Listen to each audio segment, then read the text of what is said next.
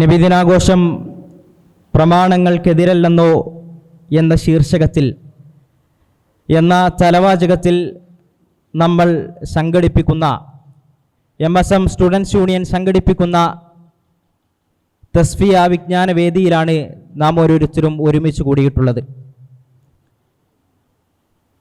ഒരുപക്ഷെ ഈ ഒരു സന്ദർഭത്തിൽ നമ്മുടെ മനസ്സിൽ തോന്നുന്ന ഒരു ചിന്ത, എന്തിനാണ് ഇത്തരത്തിൽ ഈ ഒരു വിഷയത്തിൽ ഇങ്ങനെ ഒരു തസ്ഫിയ നമ്മൾ സംഘടിപ്പിക്കുന്നത് എന്നുള്ള ഒരു ചോദ്യം നമ്മുടെ മനസ്സിൽ വന്നേക്കാം. എന്നാൽ നമ്മൾ മനസ്സിലാക്കേണ്ടത്, ഈ ഒരു പ്രോഗ്രാം, ഈ ഒരു വിഷയത്തിലുള്ള നമ്മുടെ പ്രോഗ്രാം ആരെങ്കിലും ആക്ഷേപിക്കാനോ ആരെങ്കിലും പരിഹസിക്കാനോ ആരെങ്കിലും ഇകഴ്ത്തി കാണിക്കാനോ ഉള്ളതല്ല.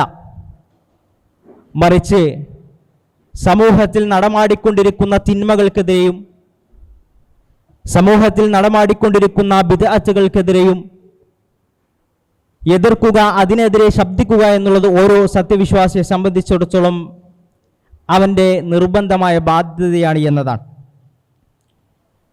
നമുക്കറിയാം, റബീഉൽ അവൽ മാസത്തിലാണ് നാം ഉള്ളത്. നമ്മുടെ നാടുകളിൽ മുസ്ലിം സമൂഹത്തിൽ തന്നെ റബീഉൽ അവൽ മാസത്തിൽ ഒരുപാട് ആചാരങ്ങളും ഒരുപാട് അനാചാരങ്ങളും നമ്മൾ കണ്ടുവരാറുള്ളതാണ്. പ്രവാചകനോടുള്ള ഇഷ്ടമെന്ന പേരിൽ, റസൂലുള്ളാഹി സ്വല്ലല്ലാഹു അലൈഹി വസല്ലമയോടുള്ള സ്നേഹമാണെന്ന പേരിൽ ഒരുപാട് ആചാരങ്ങൾ, ഒരുപാട് അനാചാരങ്ങൾ ഈ മാസത്തിലാണ് അരങ്ങേറുന്നത്. ഇത്തരത്തിലുള്ള ആചാരങ്ങളും ഇത്തരത്തിലുള്ള അനാചാരങ്ങൾക്കും കൊടിപിടിക്കുന്നത് പണ്ഡിതന്മാരാണെന്ന് പറയപ്പെടുന്ന ആളുകളാണ്. ഇത്തരത്തിലുള്ള പ്രോഗ്രാമുകൾക്കും ഇത്തരത്തിലുള്ള ആഘോഷങ്ങൾക്കും അനാചാരങ്ങൾക്കുമെല്ലാം നേതൃത്വം നൽകുന്നത് എന്നതാണ്. എന്നാൽ നാം മനസ്സിലാക്കണം, പ്രപഞ്ച ലോകത്തെ മുഴുവൻ സൃഷ്ടിച്ച അല്ലാഹു സുബ്ഹാനഹു വ തആലയുടെ അടുക്കൽ സ്വീകാര്യയോഗ്യമായിട്ടുള്ള, അല്ലാഹു സുബ്ഹാനഹു വ തആലയുടെ അടിമകൾക്ക് വേണ്ടി അല്ലാഹു സുബ്ഹാനഹു വ തആല ഇറക്കി നൽകിയിട്ടുള്ള മതമാണ് ദീനുൽ ഇസ്ലാം എന്നത്. അല്ലാഹു സുബ്ഹാനഹു വ തആല വിശുദ്ധ ഖുർആനിലൂടെ പറഞ്ഞു, ഇന്നദ്ദീന ഇൻദല്ലാഹിൽ ഇസ്ലാം, അള്ളാഹുവിൻ്റെ അടുക്കൽ സ്വീകാര്യയോഗ്യമായിട്ടുള്ള മതം അത് ദീനുൽ ഇസ്ലാമാണ് എന്നതാണ്. അല്ലാഹു സുബ്ഹാനഹു വ തആല വിശുദ്ധ ഖുർആനിലൂടെ തന്നെ പറഞ്ഞു, ആ ദീനുൽ ഇസ്ലാം അത് അല്ലാഹു സുബ്ഹാനഹു വ തആല പൂർത്തീകരിച്ചു തന്ന മതമാണ്. അല്ലാഹു സുബ്ഹാനഹു വ തആല വിശുദ്ധ ഖുർആനിലൂടെ പറഞ്ഞു, അൽയൗമ അക്മൽതു ലക്കും ദീനക്കും വ അത്മംതു അലൈക്കും നിഅമതി വറളീതു ലക്കുമുൽ ഇസ്ലാമ ദീന, നിങ്ങൾക്ക് നിങ്ങളുടെ മതം ഞാൻ പൂർത്തീകരിച്ചു തന്നിരിക്കുന്നു. ആ ദീനുൽ ഇസ്ലാം അത് പൂർണ്ണമാണ്. അതിലേക്ക് ഇനി എന്തെങ്കിലും ഒരു മതനിയമം കൂട്ടിച്ചേർക്കാനോ എന്തെങ്കിലും ശരീഅത്തിലുള്ള ഒരു മതനിയമത്തെ കുറക്കാനോ ഒരാൾക്കും അവകാശമില്ല എന്നതാണ്. എന്നാൽ ഏത് കാലഘട്ടത്തിലേക്കും നമ്മൾ എടുത്തു പരിശോധിച്ച് നോക്കിയാൽ ഏത് കാലഘട്ടത്തിലും ദീനുൽ ഇസ്ലാമിലേക്ക് പുതിയ മതനിയമങ്ങൾ കൂട്ടിച്ചേർക്കാനുള്ള പല ചിന്തകളും പല ആളുകളും കൊണ്ടുവന്നിട്ടുണ്ട് എന്നതാണ്. പുതിയ മതനിയമങ്ങൾ കൂട്ടിച്ചേർക്കാനും അവരുടെ ഇഷ്ടങ്ങൾക്കും അവരുടെ ഇച്ഛകൾക്കും അനുസരിച്ച് മതനിയമങ്ങളെ വളച്ചൊടിക്കാനും എല്ലാ കാലഘട്ടത്തിലും പല ആളുകളും ശ്രമിക്കാറുണ്ട് എന്നുള്ളതാണ്. എന്നാൽ ഇന്ന് കാലത്തും യഥേഷ്ടം മതത്തിലേക്ക് പുതിയ നിയമങ്ങൾ കടത്തിക്കൂട്ടാൻ പല ആളുകളും ശ്രമിച്ചുകൊണ്ടിരിക്കുന്നു. അത്തരത്തിൽ പൂർത്തീകരിച്ച ദീനുൽ ഇസ്ലാമിലേക്ക് പുതിയ നിയമങ്ങളെ കടത്തിക്കൂട്ടുന്ന ആളുകളെക്കുറിച്ച് വിശുദ്ധ ഖുർആൻ പറയുന്നു, അം ലഹും ശുറകാഉ ശറഉ ലഹും മിനദ്ദീനി മാ ലം യഅദം ബിഹില്ലാ വലൗലാ കലിമത്തുൽ ഫസ്ലി ലഖുദിയ ബൈനഹും വഇന്നൽ ളാലിമീന ലഹും അദാബുൻ അലീം.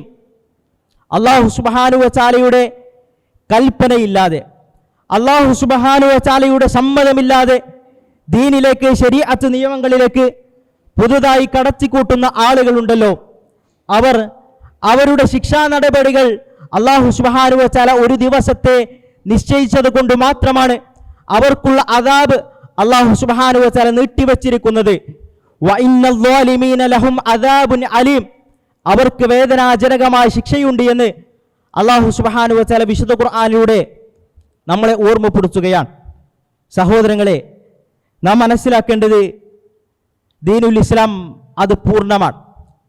നമ്മുടെ സമൂഹത്തിലേക്ക് തന്നെ നമ്മളൊന്ന് കണ്ണോടിച്ച് നോക്കിയാൽ നമുക്ക് ഒരുപാട് അനാചാരങ്ങൾ നമ്മുടെ സമൂഹത്തിൽ നിലകൊള്ളുന്നത് നമുക്ക് കാണാൻ സാധിക്കുമെന്നുള്ളതാണ്. നമുക്കറിയാം, പല ദുആകളും പല ദിക്റുകളുമെല്ലാം പല രൂപത്തിൽ തങ്ങളുടെ ഇച്ഛകൾക്കും തങ്ങളുടെ താല്പര്യങ്ങൾക്കും അനുസരിച്ച് പല രൂപത്തിൽ അതിനെ വ്യാഖ്യാനിക്കുന്നവരുണ്ട്. അതുപോലെ തന്നെ ദീനുൽ ഇസ്ലാമിൽ ആത്മീയ ചൂഷണം എന്ന പേരിൽ, ആത്മീയ ചികിത്സ എന്ന പേരിൽ ആത്മീയ ചൂഷണം നടത്തുന്ന ആളുകൾ യഥേഷ്ടം നമ്മുടെ മുസ്ലിം സമൂഹത്തിൽ തന്നെ നിലനിന്ന് പോരുന്നു. അതുപോലെ തന്നെ ഐഹിക നേട്ടങ്ങൾക്ക് വേണ്ടി അവർ ദീനിനെ വളച്ചൊളിച്ചുകൊണ്ട് അവർ ദീനിലേക്ക് പല ആചാരങ്ങളും പല അനാചാരങ്ങളും കടത്തിക്കൂട്ടുന്നവരും എത്രയോ ഉദാഹരണങ്ങൾ നമുക്ക് മുമ്പിലുണ്ട്. സത്യവിശ്വാസികളെ നമ്മൾ മനസ്സിലാക്കേണ്ടത്, ഒരു വിശ്വാസിയെ സംബന്ധിച്ചിടത്തോളം ഇത്തരത്തിലുള്ള ഒരു ആചാരവും ദീനിലേക്ക് പുതുതായി കൂട്ടിച്ചേർത്ത ഇത്തരത്തിലുള്ള ഒരു ആചാരം ഒരു വിശ്വാസിയെ സംബന്ധിച്ചിടത്തോളം പാടില്ല എന്നതാണ്. കാരണം ദീനുൽ ഇസ്ലാം അത് പൂർണ്ണമാണ്. ദീനുൽ ഇസ്ലാമിലെ ആത്മീയ ചികിത്സകൾ അല്ലെങ്കിൽ ദീനുൽ ഇസ്ലാമിലെ ദിക്റുകൾ ദുആകളെല്ലാം മഹാനായ റസൂലുള്ളാഹി സ്വല്ലല്ലാഹു അലൈഹി വസല്ലമ വളരെ കൃത്യമായി കൊണ്ട് നമുക്ക് പഠിപ്പിച്ചു നൽകിയിട്ടുണ്ട്.